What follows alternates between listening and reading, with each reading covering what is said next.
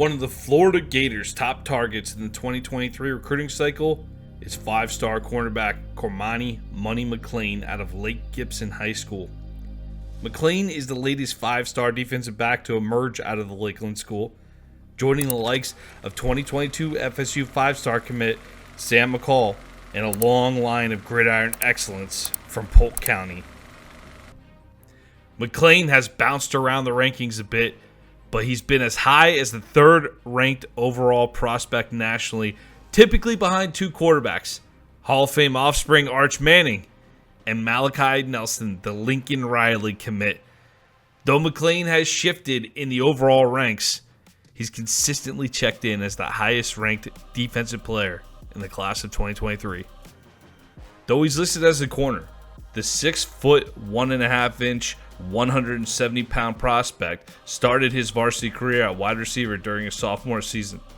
McClain served as the Braves' number 2 receiver, hauling in 23 catches for 468 yards that year.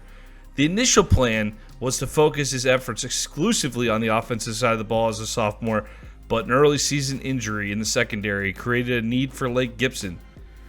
During a drill between the receivers and DBs at a practice, the coaching staff came away impressed after McClain covered Sam McCall and didn't give an inch. From the third game of the season on, McClain stepped into his starting role at corner. McClain would go on to record an interception in every game he started, picking off 9 passes and totaling 29 tackles and 9 starts for a Lake Gibson team that went 11-2 and made a deep run into the Class 6A state playoffs on the way to earning the Lakeland Ledger's 2020 Big School Defensive Player of the Year. Since my freshman year, I wanted to play defensive back, McClain told the Lakeland Ledger in 2020. When they put me back there, they were amazed and surprised. Good corners are never short on confidence, are they? He followed up a stellar 2020 with a junior campaign, which earned him first-team All-County honors on defense for the second season in a row. In addition, McClain was named a first-team All-American by Max Preps. Over the last 2 varsity seasons, McClain has 15 interceptions to his name, along with nearly 1,000 yards receiving and 11 touchdowns on offense. From Andrew Ivins, the Southeast recruiting analyst at 24/7 Sports, McClain is viewed by most scouts as one of the most gifted corners to come out of high school in recent years. He's a potential franchise player that can lock down one side of the field for 3 or 4 years before making his way to the NFL. McClain possesses the type of physical intangibles that would have made him a top prospect at either wide receiver or defensive back, but his skill set is seen as more of a value on the defensive side of the ball. During the offseason, McClain has trained with the elite 7-on-7 team, the South Florida Express. A few of SFE's notable alumni are Ryan Shazier, Amari Cooper, Quincy Wilson, Teddy Bridgewater, and Duke Johnson. Brett Getz, one of the founders of the South Florida Express, recently gave a rave review about McClain. Athleticism, great ball skills, and just a humble kid. Kids love him, get along with him well. To me, he's just a really good team guy.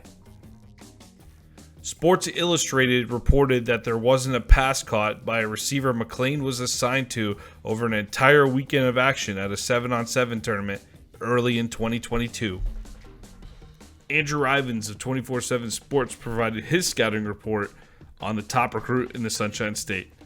Looks the part with long arms and long legs, a two-way athlete with elite ball skills that has produced as a wide receiver but projects as a cornerback at the next level given how he moves and changes directions. Smooth in the back pedal for someone that initially started high school career off playing mostly offense. Quick trigger skills lead to plenty of takeaways. Not the strongest individual, but understands how to fight with his hands and redirect at the line of scrimmage. Best attribute at this stage in his development might be the ability to naturally mirror with his loose, fluid hips. Serviceable run defender that doesn't shy away from having to make a tackle, even in space. Elusive with the ball in his hands and can be deployed as a return man if needed. Hasn't posted any verified speed or track times, but has shown on tape that he can close a gap and recover in a hurry. Will need to keep refining technique and learning how to shut down one side of the ball, but is already viewed by a number of college coaches as one of the Sunshine State's true blue chip prospects in the class of 2023, has the skill set to emerge as an all-conference type of player for a top 25 program. John Garcia Jr. of SI had this to say after scouting McClain. There's an ease of movement for a player of his stature, but also a patience when the opposition is mid-route. McClain almost knows he's more athletic than his counterpart, creating a calculated approach both at the line of scrimmage or down the field. But when he wanted to press, pass catchers were often jammed up before they can get off the ball. When McClain lost leverage inside, which happened occasionally due to some over-aggressive attempts near the line, the makeup speed was apparent even on a soggy and muddy field. Otherwise, he remained in phase, used his offhand like a veteran, and even let some of his assignments know they were in for a long day with few targets. It's when the ball is up for grabs where the top end of McClain's projection exists. It's not just the ball skills and the long arms, but the urgency or twitch apparent when he realizes the potential for a reception or interception. The instincts ooze off the charts as far as the actual football is concerned, something right in line with what every college defensive coordinator wants in the pass-first nature of today's game. That speed, desire, and production translates following the interception too, as McClain notched a pair of defensive scores as a sophomore and had 2 called back last fall. McClain is one of the most sought-out recruits in the nation, racking up scholarship offers from programs such as Georgia, Bama, Ohio State, and Penn State, in addition to Florida, FSU, and Miami. While landing an in-state 5-star recruit would go a long way to set an early tone for both Napier and Cristobal, let's set that aside for a moment to discuss the other contenders for Cormani McClain. McClain narrowed his choices down to 5 schools in November of 2021: Alabama, Florida, Miami, Ohio State, and after dropping Florida State, BYU. It makes sense for a Lakeland kid to be interested in the flagship university or the U. Certainly Ohio State and Alabama have had their share of success with 5-star prospects over the last decade, but how did BYU make the cut?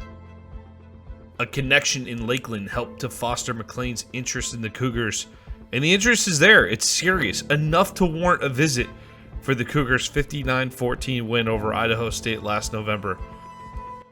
From Bryce Larson of 960 ESPN in Provo, Utah, Tyree Brooks, another Polk County product, had recently been forced to end his own promising football career after suffering a car accident during his senior year at Tuskegee University.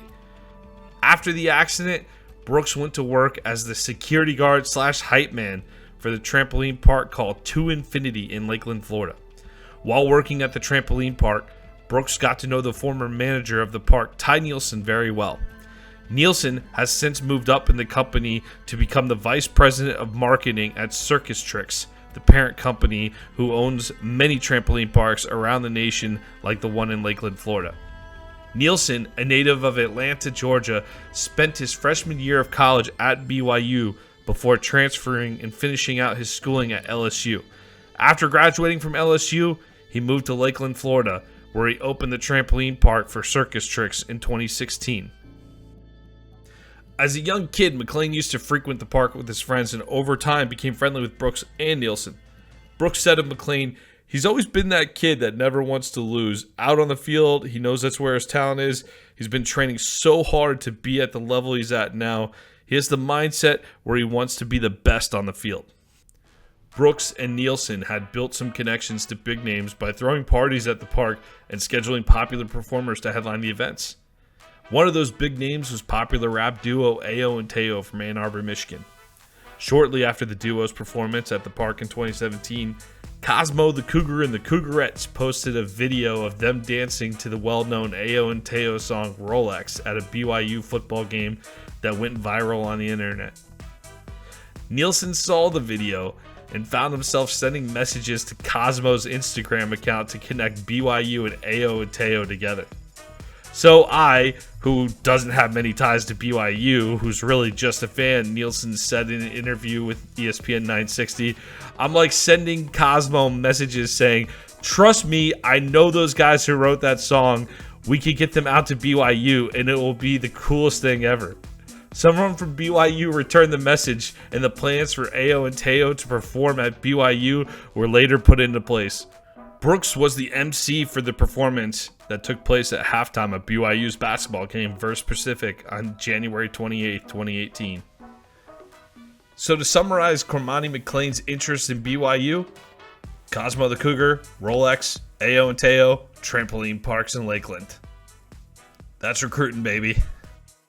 McClain has taken multiple trips to BYU. He took his first unofficial visit to the campus to attend BYU's summer camp, where he took home the honor of being the fastest man at the camp. That wasn't the only thing he took back to Florida. BYU offered McClain a scholarship during his stay in Provo. In a March 2022 article from Sports Illustrated titled Wild Coaching Carousel Causing Pause for Elite 2023 Football Recruits, author John Garcia Jr. cited a tweet from McClain voicing frustration over the need to rebuild relationships with new staffs at multiple schools of interest. McClain tweeted on February 9th, 2022, "It's hard to make a decision when it's different coaching staff every other day and you're having to rebuild another relationship with another person for a school you want to attend." It's easy to see McClain's frustration considering two of his top 5 schools, Florida and Miami, have each brought in entirely new coaching staff since the end of 2021. McClain made multiple visits to Florida while Dan Mullen was still in charge. He went to Miami last fall while Manny Diaz was still around. So, Billy Napier, Mario Cristobal, welcome additions to the fan bases, but the recruits need time to get to know them and their staff. However, the DB coaches at both Florida and Miami are familiar faces. Georgia secondary coach Jamal Adai left Athens to become the new secondary coach under Mario Cristobal at Miami, and Corey Raymond, the godfather of the defensive back renaissance over the last decade at LSU, is now at Florida. Just knowing that, that you care about them more than anything, you know what I'm saying? Care about who they are as men, care about them not just on the field, but off the field, teaching them learn how to be men in life. That's one of the most important things. Early in 2022, McClain updated his list to include 8 schools: Alabama, Florida, Miami, Georgia, Oregon, BYU, Ohio State, and Michigan. Why the addition of 3 schools could be one of several factors. Establishing relationships with new coaching staffs. A fresh perspective after a second look. And keeping options open for NIL deals. Don't expect McClain to commit early in the process. According to The Athletic, McClain is filming a documentary of the recruiting process throughout his senior year, so it seems his plans are to fully maximize his time on the trail. He took a visit with South Florida Express teammates to Southern Cal after weekends with his family in Tuscaloosa and Athens. Florida created some buzz on social media with a birthday message sent from McClain on February 26. Can't wait to get you and your family on campus. Wanted to wish you a happy birthday and go Gators. Knowing we're going to box when I see you, we'll have a great day, man. Go Gators. What's up, Money? I heard we have a birthday on our hands. Happy birthday. I hope you have the greatest day ever, and we cannot wait to get you on campus here soon. Go Gators.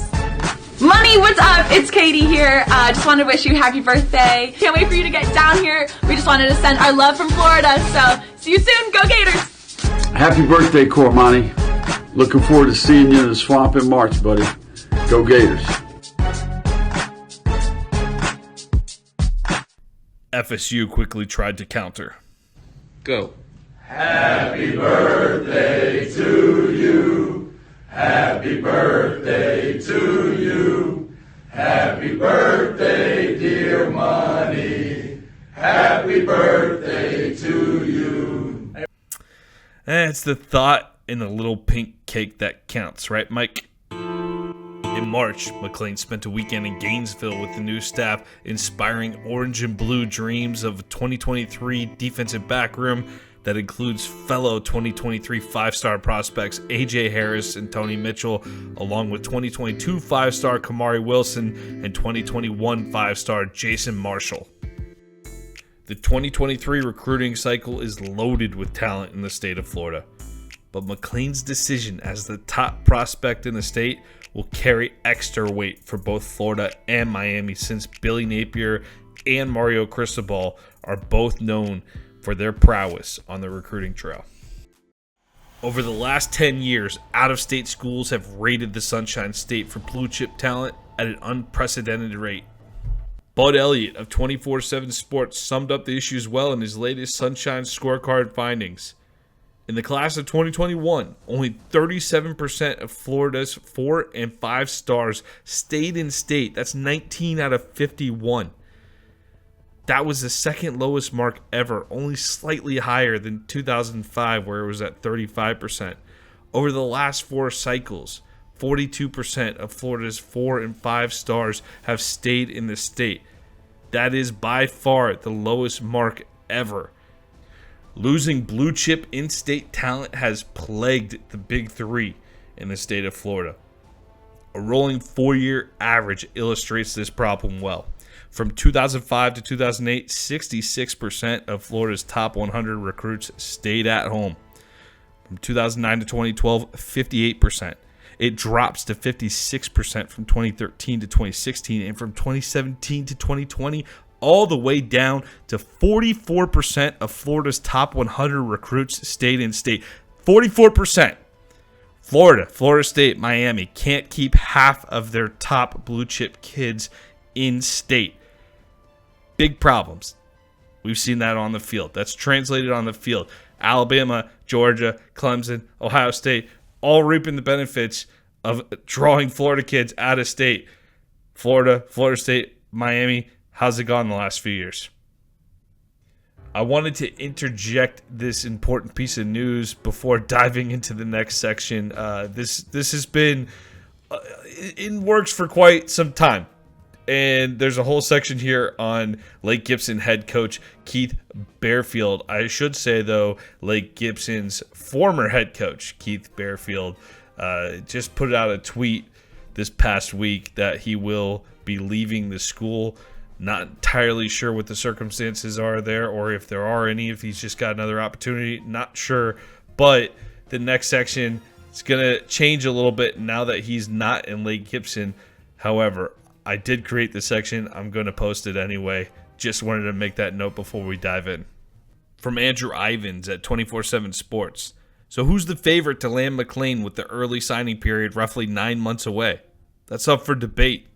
During Ivins' visit to Lake Gibson, which is located in a very pro-UF part of the state, he sat down with Keith Bearfield, McClain's head coach, now former head coach. Next to Bearfield's computer was a Ragin' Cajun Billy Napier bobblehead. That vermilion and white figurine is sort of important. Bearfield actually spent the 2020 season working as an analyst for Napier at Louisiana. Bearfield was quick to admit that he probably knows 24 or so people now in Gainesville and Napier, most of whom he calls friends. But he made it very clear that he isn't pushing McClain to Florida, or at least he wasn't as Lake Gibson's head coach. His actions backed that up too. Upon finding out that Billy Napier was invited to speak at Lakeland, Bearfield invited Mario Cristobal to speak at Lake Gibson's football banquet. Manny Navarro, the Miami beat writer for The Athletic, detailed Cristobal's visit to Lake Gibson and shed some light on the Hurricanes' potential connection to McClain.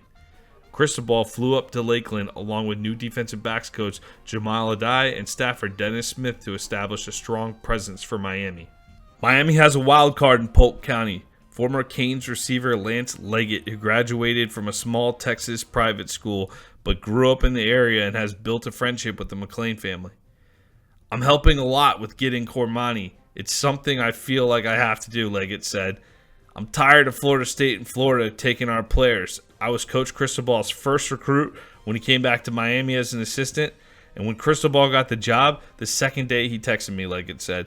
Less than 24 hours later, he was on a plane here.